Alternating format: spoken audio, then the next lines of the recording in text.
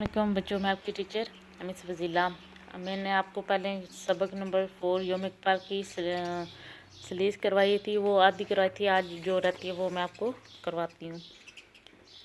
इसके बाद जमात हफ्तम के तालब इलम इश्तियाक अहमद को हालात के इजहार के लिए स्टेज पर मदऊ किया गया, यानी कि बुलाया गया। इश्तियाक अहमद को तकरीर का मौजू था अल्लामा इकबाल की शायरी। उन्होंने तकरीर का आगाज़ अल्लामा इकबाल के शेर से किया। अल्लामा इकबाल की खिदमत को खराज तहसीन पेश करते हुए अल्लामा इकबाल सिर्फ शायरी ही नहीं बल्कि एक अजीम मुफक्कर यानी कि बहुत आला फ़िक्र करने वाले दानिशवर थे, बहुत बहादुर भी थे। इनकी निगाह दूर में इन चीज़ों का मुशाहिदा भी कर लेती थी जो मख्फी हूँ। उन्होंने अपनी शायरी में ऐसे बहुत से नुकात पर रोशनी डाली जिनमें आम लोगों की नज़र नहीं पहुँची। उन्होंने उर्दू शायरी के ज़रिए ऐसे बहुत से गोशे, यानी गोशे का मतलब होता है कोना, बेनकाब कर दिए, पर्दा हटा दिया। जो भी एक पर्दा राज यानी कि पर्दा राज का मतलब होता है पर्दे में रहने वाला, जो पर्दे में रखने वाला बात होती है। पर्दा राज थे। अल्लामा इकबाल ने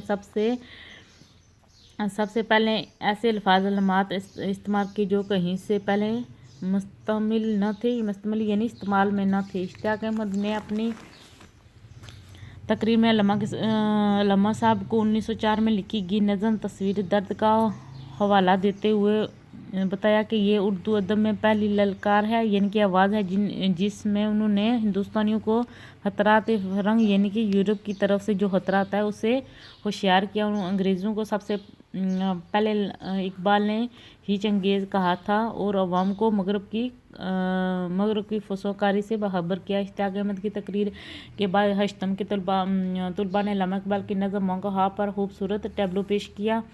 जमात हश्तम के रेहान ने अल्लामा इकबाल की शायरी के दो मुनफरिद पहलुओं का मौजू ख्याल बताते हुए कहा कि अल्लामा इकबाल शायरी के दो ऐसे मुनफरिद का मतलब होता है मुशव्वर जो होते हैं, मुनफरिद पहलू हैं जिनकी नज़ीर आलमी अदब में शायद ही मिले। इनका कलाम असरी वक़ात हादसात में मबनी है जिनमें रंज व राहत यानी कि दुख सुख के कहीं पहलू हैं। दूसरी ने इनफरादियत का। इन्होंने शायरी को आलमी मालूमात मसाइल की आगाही बख्शी और उर्दू ज़ुबान को वस्तुओं से हम कनार किया। रेहान ने कहा, अल्लामा इकबाल ने अरबों को लोहे तकदीर में पाल ली थी, मगर सरजमीन अरब इकबाल के फैज़ नज़र से मरहूम रही।